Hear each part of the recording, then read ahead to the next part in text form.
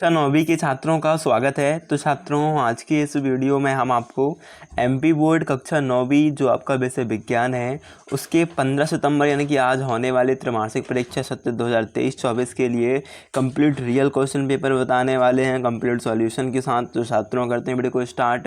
यहाँ पर देख सकते हो कक्षा 9वीं विषय है विज्ञान त्रैमासिक परीक्षा 2023-24। ओके छात्रों, पूर्णांक रहेंगे 75। ये जो पेपर है छात्रों, यह जो पेपर है इसके आने की 90% से भी अधिक चांसेस हैं कि आपको सेम टू सेम आज के पेपर में देखने को मिल जाएगा और बहुत तेज़ी से वायरल भी हो चुका है। तो आप इसे बहुत अच्छे से तैयार कर लो। वीडियो कभी कभी लाइक कर दो, चैनल को सब्सक्राइब कर लो, जितने भी फ्रेंड हैं उन्हें वीडियो को शेयर कर दो। तो करते हैं वीडियो को स्टार्ट। यहाँ पर आप देख सकते हो सबसे पहला आपके लिए क्वेश्चन है, सही विकल्प चुनकर लिखिए में पदार्थ की कितनी अवस्थाएँ होती हैं। तो यहाँ पर आपको राइट आंसर टिक कर देना है, 3 अवस्थाएँ होती हैं। फिर सर्वाधिक विषण गुण वाला पदार्थ है, तो यहाँ पर आपको आंसर टिक कर देना है, कौन सा पदार्थ है, गैस। ठीक है, ठोस नहीं गैस है। कौन सा उत्तर आ जाएगा आपका, सर्वाधिक विसरण। विसरण का मतलब क्या है, फैलना। विसरण का मतलब क्या है, फैलना। और फैलती क्या है, गैस। ठोस नहीं फैलता, गैस फैलती है।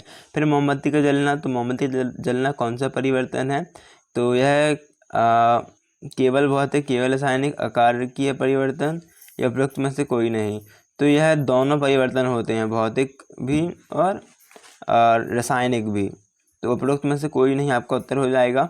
और यदि आपसे पूछे कौन सा रासायनिक परिवर्तन नहीं है, तो एलपीजी का दहन आपका भौतिक परिवर्तन नहीं है ना, तो वहाँ पर एलपीजी का दहन राइट उत्तर रहेगा। फिर नेपिथ नियम में कौन सा पदार्थ उर्ध्वपातित हो सकता है, तो अमोनियम क्लोराइड।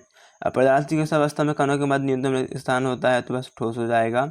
फिर जिस न्यूनतम ताप पर ठोस पिघल का द्रव बन जाता है गलनांक कहलाता है। और किसी उपग्रह पर भारीता का कारण तो क्या होता है, द्रव्यमान केंद्र होता है। इसके बाद छात्रों कुछ आपको अन्य महत्वपूर्ण प्रश्न बताएं। तो आप देख सकते हो मानव शरीर की इकाई है, तो कोशिका है, न्यूनतम विसरण कौन पाया जाता है, तो अभी आपको पता है किसमें पाया जाता है, न्यूनतम विसरण मतलब बहुत कम विसरण होता है। तो इसे ध्यान देना, ये ठोस में होता है, अधिकतम नहीं न्यूनतम बोला है, मतलब बहुत कम विसरण। तो बहुत कम क्या फैलता है, ठोस फैलता है। फिर आपका थर्ड प्रश्न आप देख सकते हो पदार्थ की कितनी अवस्थाएं होती हैं, तो कितनी अवस्थाएं होती हैं, 3। फिर कोशिका की खोज किसने की, तो कोशिका की खोज किसने की, रॉबर्ट हुक। आपका राइट उत्तर हो जाएगा। फिर पदार्थ की किस अवस्था में कणों के मध्य न्यूनतम स्थान होता है, तो कणों के मध्य न्यूनतम स्थान किस अवस्था में होता है, तो यह उत्तर रहेगा ठोस। दूरी का मात्रक आपको मीटर कर देना है। बिलियन का वह घटक जो अधिक मात्रा में बिलियन में होता है। फिर बिलियन का वह घटक जो अधिक मात्रा में होता है वह कहलाता है, तो वह कहलाता है विलायक कहलाता है। और देन नेक्स्ट क्वेश्चन है, विलायन का मिश्रण है, तो बिलियन एक समांगी मिश्रण है, राइट उत्तर हो जाएगा। ओके, इसके बाद नेक्स्ट क्वेश्चन देखें तो आपके लिए नेक्स्ट क्वेश्चन है यहाँ पर रिक्त स्थानों की पूर्ति कीजिए में जीवन की मूलभूत इकाई है, तो कोशिका हो जाएगी। पादपों में जल का संवहन किसके द्वारा होता है, तो इसमें आपका जाइलम हो जाएगा, जाइलम ऊतक द्वारा होता है। फिर पौधों की पत्तियों में पाए जाने वाले छिद्र जिनसे गैसों का आदान प्रदान होता है, तो रंध्र आ जाएगा। अनैच्छिक पेशियों को खालिस्तान भी कहते हैं, तो इसे अनैच्छिक पेशियों को और अंतर पेशीमा भी कहते हैं। ठीक है, अंतर पेशीमा।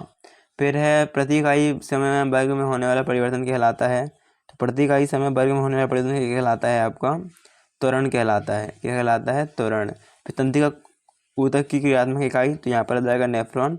और समसूत्री विभाजन तो कितने कोशिकाओं में होता है, तो समसूत्री विभाजन है आपका कितनी कोशिकाओं में होता है, इसे आप एक बार चेक कर लीजिएगा। ओके, इसके बाद देखें आपका अगला प्रश्न। तो यहाँ पे जहाँ तक आपका 2 प्रकार का उत्तर रहेगा, 2 प्रकार की कोशिकाओं में होता है ना। इसके बाद कुछ आपको और इम्पोर्टेंट प्रश्न बताएं, तो वो रहेंगे आपके यहाँ पर आप देख सकते हो। थर्ड सही जोड़ी बताइए। वेग, तो वेग का क्या जाएगा, विस्थापन बटा समय। चाल, दूरी बटा समय। त्वरण, तो त्वरण का क्या जाएगा आपका वेग में परिवर्तन में लिया गया समय। फोर्थ में ये दे सकते हो, फिफ्थ में, सिक्स में, सेवन्थ में ये आ जाएगा। ठीक है, अन्य प्रश्न एक शब्द में उत्तर दीजिए, तो आपका मात्रक तो पास्कल हो जाएगा। मनुष्यलीय पौधों में किस प्रकार के दंत पाए जाते हैं, तो किस प्रकार के दंत पाए जाते हैं आप चेक कर लीजिएगा। डीएनए का फुल फॉर्म बताना है, तो डीऑक्सी राइबो न्यूक्लिक अम्ल। लाल रुद्र कणिकाओं का जीवन काल कितने दिनों का होता है, 120 दिन का। एक गाड़ी का ऑटोमीटर किसका मापन करता है, तो गाड़ी की स्पीड का। सर्वात्रिक गुरुत्वीय नियतांक जी का मान है, तो कितना हो जाएगा सर्वात्रिक गुरुत्वीय नियतांक जी का मान, 6.67 6.67 इंटू 10⁸ ठीक है। फिर है कोशिका विभाजन कितने प्रकार का होता है, तो यहाँ पर आ जाएगा आपका 2 प्रकार का, है ना। अभी आपको छात्रों अगला उत्तर दें, आपको और महत्वपूर्ण प्रश्न बताएं जो कि आपको तैयार करने हैं, तो वो रहेंगे गति का नियम किसने दिया, न्यूटन ने। गति का प्रथम समीकरण है तो v=u+at। क्रिया एवं प्रतिक्रिया बल की दिशा में कार्य करते हैं तो विपरीत दिशा में कार्य करते हैं बल की। न्यूटन की गति के प्रथम नियम और किस नियम नाम से जाना जाता है, तो जड़त्व का नाम से जाना जाता है। फिर वस्तु द्वारा अपने गति अवस्था में विरोध करने का कौन कहलाता है, जड़त्व का। गति का द्वितीय समीकरण तो S=ut+at²। और सातवें का उत्तर माइटोकॉन्ड्रिया आपका हो जाएगा। ओके, अभी हम बात कर रहे हैं नेक्स्ट प्रश्नों की। तो आप देख सकते हो LPG का एवं CNG का फुल फॉर्म आपको तैयार करना है। इत्र की गंध बहुत दूर बैठे व्यक्ति को कैसे पहुंच जाती है। विषमांगी मिश्रण की परिभाषा। मिश्र धातु किसे कहते हैं। फिर मिश्रण यौगिक में दो अंतर याद करने हैं, धातु धातु में दो अंतर याद करने हैं। साथ ही साथ आप जाइलम फ्लोएम में दो अंतर भी याद कर लीजिएगा। और फिर कोलाइडी विलयन के दो गुण, सांद्रता को परिभाषित कीजिए।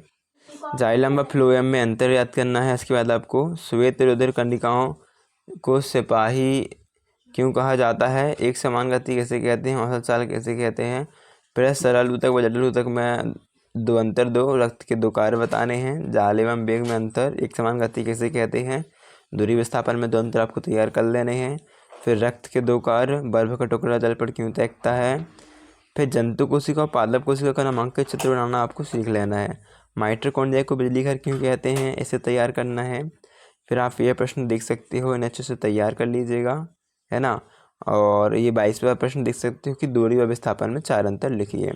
इसके साथ साथ में कुछ अन्य प्रश्न आपको तैयार करने हैं, जैसे कि कोशिका का मस्तिष्क खालिस्तान को कहा जाता है। आपको तैयार करना है कोशिका का मस्तिष्क खालिस्तान को कहा जाता है, तो कोशिका का मस्तिष्क आपको उत्तर आ जाएगा केंद्रक को कहा जाता है, ठीक है।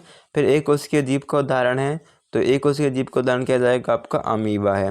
नेक्स्ट क्वेश्चन आपको तैयार करना है पत्तियों पौधों को पत्तियों में पाए जाने वाला हरा रंग का वर्णक, तो क्लोरोफिल हो जाएगा। और फिर आपको नेक्स्ट क्वेश्चन तैयार करना है जंतु बाधक कोशिका में चार अंतर, ये तो आपने अच्छे से तैयार कर ही लिए होंगे।